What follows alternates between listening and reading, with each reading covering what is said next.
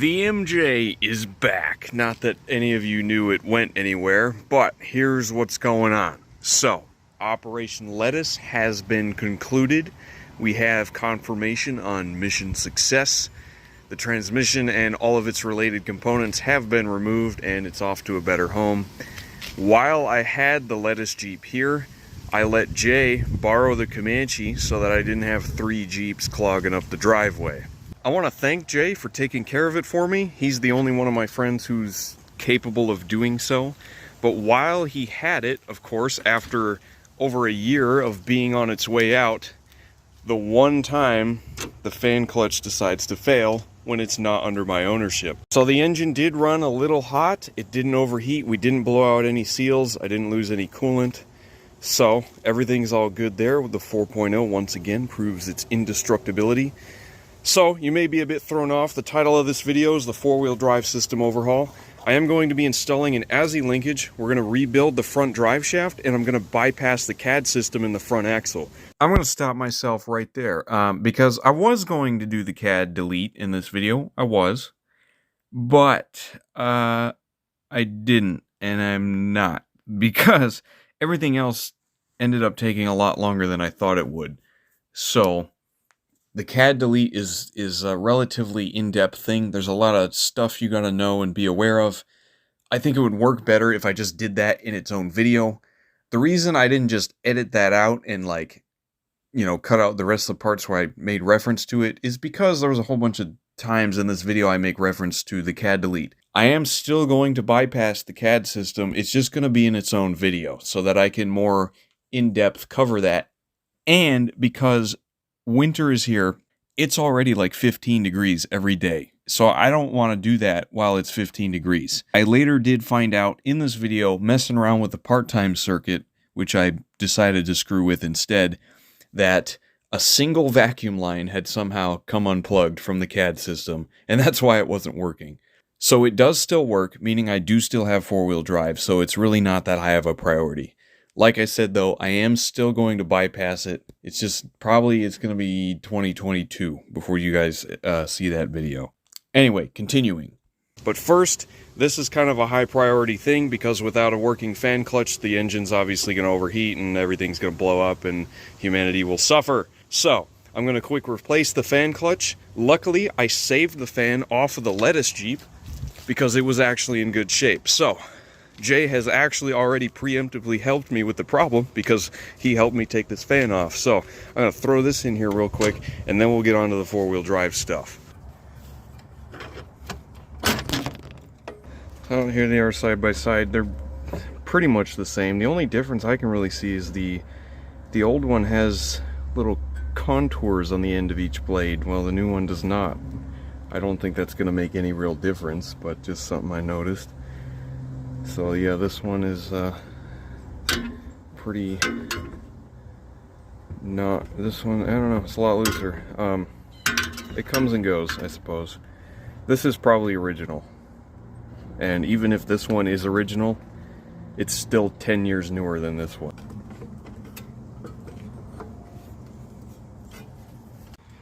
Alright, I have confirmation a 97 plus fan will fit on an 87 4.0. Whether the shroud fits around that or not is a different story, I guess. I'm going to put the shroud on later, though.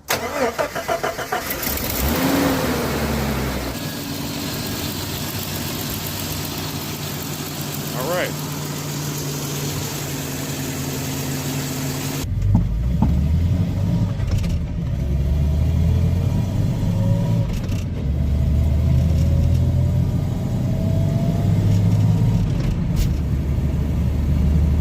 Well, it seems to be doing its job. Temperature never went above 210. I don't know if I'm actually going to put that fan shroud back on there. I mean, I will at some point, but for the winter, I think I'm going to leave it off so the fan doesn't pull air as hard. The heater works really good in this thing.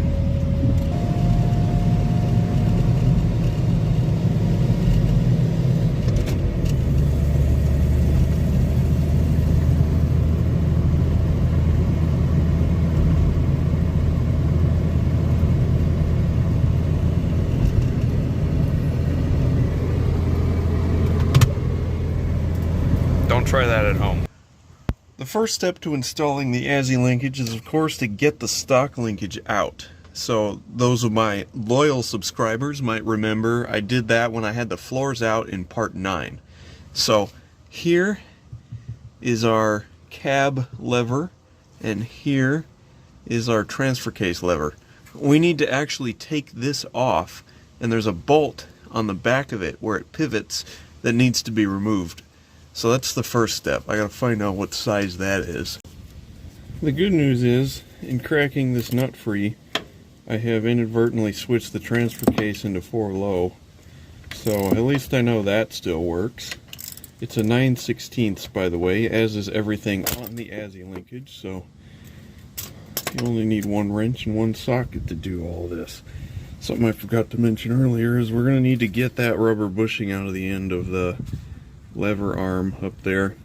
So I'm going to poke at it with a screwdriver and some pliers and see if I can pop it out. Alright, it's been literally an hour, but after setting this thing on fire and screwing around with it for that long, I finally got it out. Now we got to put the Azzy Linkage on. I can't seem to get very far before I run into new problems. So I've got the transfer case side bolted on, and this piece is supposed to attach to the lever here. But the rod arm is too long, so I can't fit this onto the bottom of the lever because of the rod arm. Even though it's adjusted all the way to the short end, it still sets this at too much of an angle, so I can't really bolt that on there. But luckily, Azzy does have a built-in solution for this exact problem, because I'm pretty sure it's a Peugeot transmission thing, maybe like something to do with the manuals being shorter than the automatics. As per their video explaining this little laser cut tab right here is designed for the manual installs. So you take a punch that fits over that area right there, and then without dropping it on the floor like a dumbass. So I just fit a punch in there, and you can see that tab is now poking out on this side. So that is going to ride up against the side of the shift lever, and instead of sitting at this angle, it's going to sit more at this angle, and that's going to give us about 1 inch more room to fit this rod in there. Alright, I do believe everything is in place. I got all the bolts tightened down. Let's see what happens. Oh, yeah. Nice. Nice. Oh, that's so smooth. It's a bit not smooth now that I've said something about it. Okay. 4-wheel drive linkage done.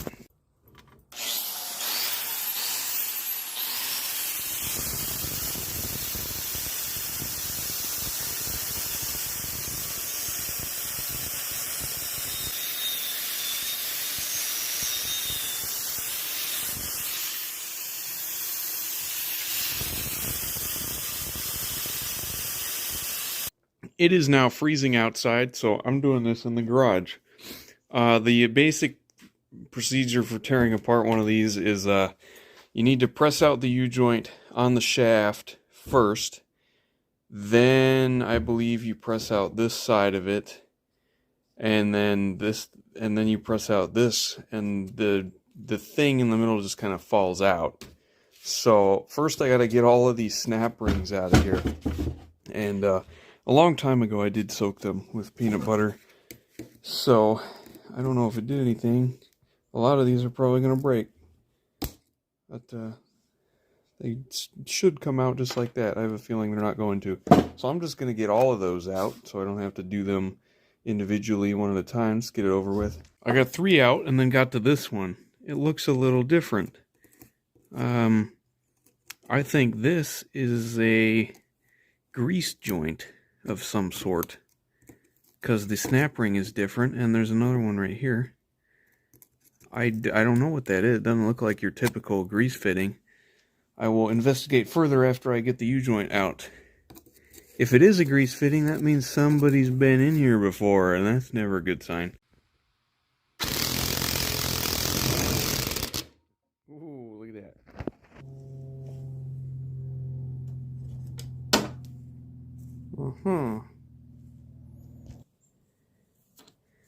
Okay.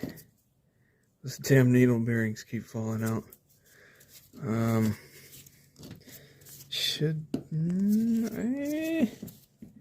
Oh no, I did this backwards. Okay, I remember how this is now.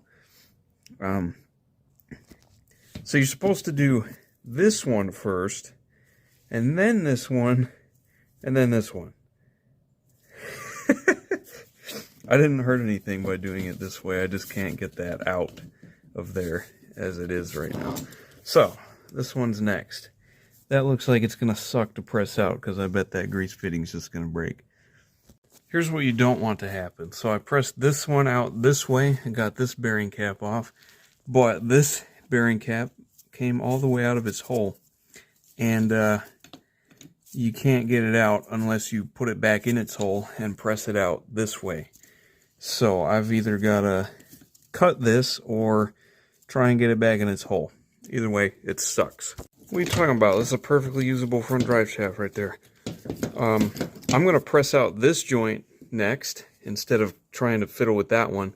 Because with this one out, you can get the little pivot joint out of there, and that'll clear up all sorts of room. We should be able to just take the H joint straight off of there without messing with this. Here's the problem with that idea. The pivot joint hits this right here, so you can't press that U-joint out all the way, which is why we needed to remove this from the drive shaft. But I've got these vice grips on here, tighter than they're probably rated to go, and I've got to pull that out of there. I'm not using my tripod because it broke in the steering box video. So while I was trying to get this last bearing cap off, I actually twisted and broke the little pivot joint in here. So I was able to get this bearing cap off. And now, with yeah, a little bit of luck, should be able to get everything out. Look at that. There's a spring in there, probably don't want to lose. And that's what the end of the drive shaft looks like. It's just a pivot joint, a little ball joint thing. So there's a spring that goes in there that holds this straight. And this can pivot. Obviously, that gives you your different angles. And there should be a plastic dust cover in here, but there is not. Surprisingly though, this joint is still good. It's got a good amount of resistance in it. It was the U-joints themselves that were bad. They are greasable. This one is a bit different. This one's got its grease fitting here instead of on the end cap. But I'm pretty sure Jeep never used greasable U-joints from the factory. AMC, I guess. I don't know. It is AMC. They could have done some crazy stuff like that. But these are not Dana Spicer U-joints, so I think they have been replaced before. I've got the U-joint kind of pressed back into the middle. From here, we can take off the center pivot joint. I'm going to slide it back this way, so there is kind of some room to push the U-joint out farther. Now, there is a chance it's not going to go all the way and we won't be able to get this bearing cap off. But with this bearing cap pushed all the way out, we should be able to get the U-joint out and work from there. Alright, everything went exactly as I said it would. Now all you gotta do is take this thing out. And boom. I'm going to clean this up so that we don't have any problems with it. It's just metal, but it's all greasy and dirty and whatnot. So I'm going to go clean that up. And this is actually included in the new kit, because that's where your CV joint thing is. I don't know what this is actually called. Here's the new one though, and you can see it's got that black dust cover on there, which my old one did not. So whoever rebuilt this thing last didn't do it right. Miraculously though, the CV joint wasn't the thing that failed, so I guess you really don't need the dust cover. I've got everything cleaned up. You want to make sure to especially clean up this thing as best you can. And this thing I let soak in degreaser overnight, so it's not perfect, but it's good enough. The CV joint has a little spring in it. It's just sitting in there covered in grease, so you want to be careful with that. That spring goes inside this, and you know, the rest of it sits around that. So how we're going to assemble this, I'm going to go ahead and stop you right there, past Waymid, because the way I put this together was really backwards and overly complicated. So I made the whole thing really hard for myself for no reason. So I'm not going to show that here because it'll probably confuse anybody who's never done this before. So if you want to know how to rebuild a double cardigan or cardan, is it cardan or cardigan? I still don't know. Anyway, linked in the card or description is a video from Barricade Garage where he shows you how to rebuild these. He did an excellent job, top tier video, highly recommend. I didn't watch his video until after I did this, so you know, I was just overly confident in my non-existent skills, and I put it together wrong, but it still worked. So yeah, check out, link in the description if you want to know how to rebuild these. I might make a video someday, probably not though, because Barricade Garage had it down. Alright, I've got the U-joint pressed in beyond the depth of the little channel in there. Now all we gotta do is put one of those lock rings in there. Thankfully, I have a large assortment to choose from. I would have been fine with just, you know, 4 of these per U-joint, but I guess they decided that I could have a color palette to choose from.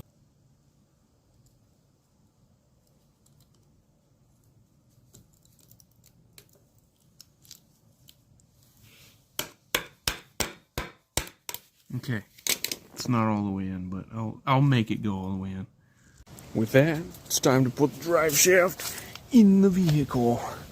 Now, whenever you take these little straps off, you're supposed to replace them. An oversight, I suppose. I just forgot to order new ones.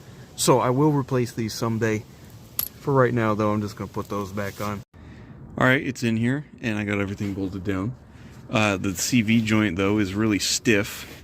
It takes quite a bit of effort to spin that, so I don't know. Maybe I put the wrong parts in it. Maybe I didn't put it together right. Who knows? Can't be good. I don't know. Maybe as it spins, it'll work itself in and it'll wear in, you know, and get better. But it could also just like explode and break. But I don't. This is a learning experience for me, so I'm gonna go see what happens before I fix the CAD thing. I'm gonna go drive around with the front shaft in here and see if anything bad happens. So it works. It's just there's a bit of a howling noise when you get it beyond like 35 miles an hour, but it's not binding up or anything. You know, I took it slow at first, don't worry. I didn't just go immediately on the highway with it. I stopped, I got out, I twisted the drive shaft, and it's easier to spin now. So I think it just needs to be warmed up, basically. It just needs to get in its groove. Today's being one of those days, though. It's raining all of a sudden because fall hit harder than my ex used to, and no matter what back roads I drive on, there's always some lunatic riding my ass. Like, go away!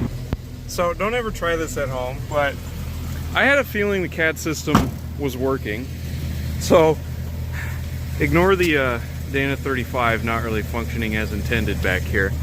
But I've got it idling in first gear, and the front wheel is moving, and so is the other side. So the 4-wheel drive does work, meaning the CAD system is not broken like I thought it was. The thing is, though, I know it doesn't engage all the time. That's so cool. And yeah, that's not good. That's a bad rear axle. Damn 35 things. Okay. And just like that, slides right on 2-wheel drive.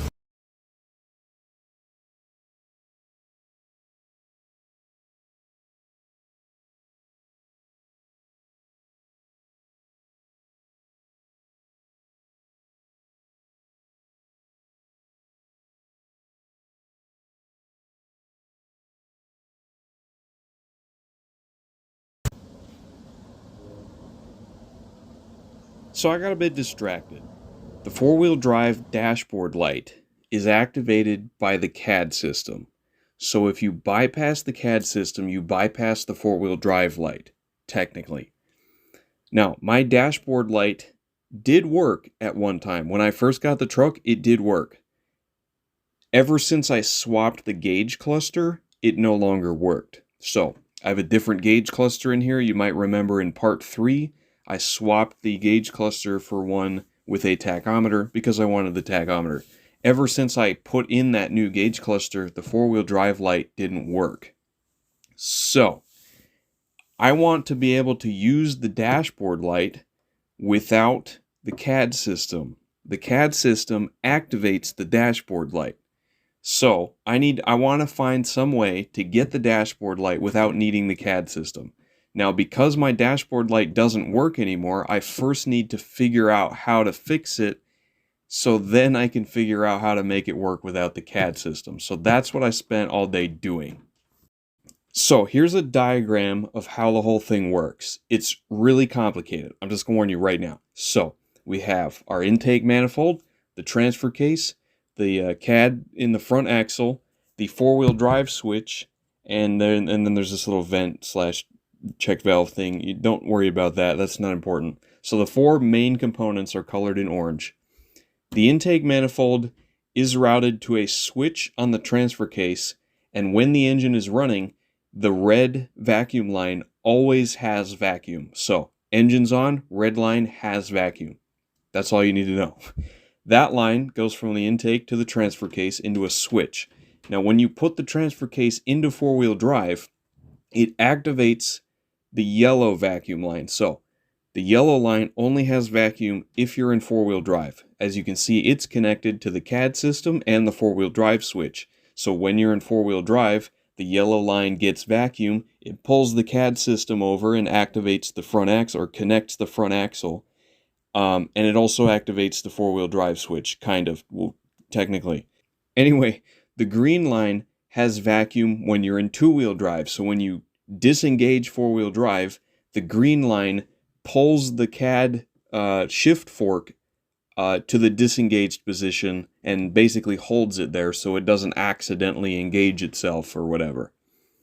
So, recap real quick. Red line always has vacuum, and that's what supplies vacuum to the yellow line in four-wheel drive or the green line in two-wheel drive. Now, as if things weren't complicated enough, there is also a blue line that's not connected to anything and just goes to a vent valve. That's it. That's all the blue line does. So don't worry about the blue line. It's not important. Now, there is also a white line that's not in any diagrams I could find anywhere online. What the white line does is get vacuum when the CAD system is engaged. So that acts as basically a second checkpoint. So, let's follow the vacuum from the intake manifold. The red line has vacuum. When you put the transfer case in four-wheel drive, the yellow line gets vacuum. When the yellow line gets vacuum, that engages the center axle disconnect. When the center axle disconnect is engaged, the white line gets vacuum. Why that's important is because if the white line doesn't have vacuum, it doesn't activate the four-wheel drive switch, and thus it doesn't turn on the dashboard light. So that means if your transfer case is in four-wheel drive, the yellow line has vacuum, but if the CAD system doesn't engage because it's stuck or whatever, then the white line doesn't have vacuum, meaning the yellow line connected to its T-piece just sucks in air instead of the little plunger in the four-wheel drive switch. So it doesn't activate the dashboard light because the CAD system wasn't engaged even though the transfer case is in four-wheel drive. Similarly, if you put it in four-wheel drive, the CAD system does engage, then the white line gets vacuum, they're both pulling the same way, and that activates the plunger in the four-wheel drive switch, which turns on the dashboard light. So, to summarize all of that, your CAD system has to be working in order for the dashboard light to work. Now, that may seem a little over-engineered and unnecessarily complicated, but that's actually a good thing because if the CAD system isn't working, you don't have four-wheel drive. So, you could use that as like a failsafe, like a diagnosis. You put it in four-wheel drive, the transfer case is engaged, but the CAD system isn't working. The dashboard light isn't going to turn on because it knows that the CAD system isn't working because of that white vacuum line. Now, when it does suddenly work, then the dashboard light comes on because now the white and yellow lines are both pulling in the same direction with vacuum, and so that activates the switch. That's why sometimes when you flick the lever, it takes a second or two for the light to come on or turn off. That is the CAD system engaging and disengaging, however slow it may do that. So in this video clip you'll see here, you can hear when I click the lever out of four-wheel drive, and it takes a second for the light to turn off because it takes a second for the green line to build vacuum and pull the CAD system to the disengaged position. So, if we're getting rid of the CAD system, well, firstly, we can just get rid of the green line because we're never going to have a setting that needs two-wheel drive selected. That's just off. The white line can just be blocked off because there's no CAD system anymore and we don't want it just sucking in atmosphere. The yellow line can be blocked off right next to the white line. Don't want to block off the yellow line in between the transfer case and the four-wheel drive switch, but between the four-wheel drive switch and the CAD system. That way, when the transfer case is in four-wheel drive, it's applying vacuum to the yellow line, and the yellow line only has one destination to suck air from, that being the four-wheel drive switch, which should activate it and keep your dashboard light. There's only one way to find out, so I'm going to do everything, and hopefully my epic genius evil scientist plan works. Now that we know how it works, I need to know why it isn't working. So, I had to dig pretty deep on the internet to find any of this, but allegedly, the gauge cluster changed between 1987 and 1988. So, this is the older style gauge cluster here, and this is the newer style over here. So this is how the truck originally looked. Obviously, I don't have the diesel warning light. These would be for your 86 or 87 2.1 liters. So these weren't in the truck, but all these 6 lights were. And this is how they were laid out. Now in 1988, they changed it to this configuration, which kind of, the four-wheel drive lights are different. They added the emissions maintenance timer and a check anti-lock brakes light. So obviously, four-wheel drive and lock are quite different than full-time and part-time. So what this means is, so how this works basically is with the command track system, so that's your part-time only NP231 or NP207, when you put it in four-wheel drive, the four-wheel drive light comes on. It's simple as that. It used to work.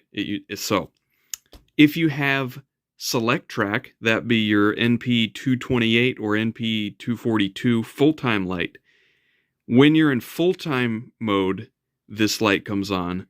But when you're in part-time mode, both this light and the lock light come on, because the lock light means just four-wheel drive lock, as in the front and rear wheels are locked together, so you're in part-time. So I guess like back in the early 80s, they didn't really have the terms for these things. So if you had a 242 from 1984 to 1987, the lock light was your part-time light and the four-wheel drive was your full-time light. But if you had a command track part-time only, then only the four-wheel drive light came on. Now they work the same way. So here's that just written down basically in case that didn't make sense. In 1988, they changed that so that instead of having 2 lights that both work, interchangeably with each other pretty much, each mode gets its own light. So whether you have full-time or just the part-time option, the part-time light will always turn on if the truck is in part-time mode. So either with a 231 or a 242, part-time mode turns on the part-time light. And if you have select track, then full-time mode turns on the full-time light. So I put a 1990 gauge cluster in my 1987 truck, which rearranged the order of these lights. So this was my part-time light in the truck, And you can see in that position is where the full-time light is, which is why the full-time light first came on. So what I had to do was repin the connector by moving the part-time wire down from pin 11 to pin 13 so that it instead activated this light and not this one. So basically on the old cluster that would be lock instead of four-wheel drive. So I've got everything back together. All I did was move one wire down 2 positions on the connector behind this panel. So I'm going to start it up. And now that the engine is producing vacuum, as soon as I flick the four-wheel drive lever, boom, part-time, just like that. It's beautiful, I love it. So, takes a second, but it turns off. So the indicator is working properly, meaning also my CAD system is working properly, but I'm still gonna get rid of it anyway. Now we know though, that because the indicator is working, I can find a way to bypass it and get it to work otherwise. Which is something I'm going to have to do in the next Operation MJ video. Because, as I mentioned towards the beginning, winter is here, it's cold, and I do not like working on cars when it's cold outside. I try not to do anything when it's cold outside unless it's an absolute necessity. So I have everything we need to bypass the CAD. You know, I got axle shafts, I got the seals, I got new wheel bearings and whatnot. So everything's ready to go. I just don't want to do it when it's so damn cold outside. The goal was to do that in this video, but honestly, just bypassing it could warrant its own half-an-hour video, especially with the part-time light vacuum system and whatnot. So it will still happen, just not now. As I said, the CAD system does still work, meaning bypassing it is a pretty low priority, and I don't do low priority things when it's 15 degrees outside. Because of this, videos are going to slow down during the winter, probably the next 3 months or so. Hard times are upon us. It's hard to acquire things. Everything is stupid expensive now.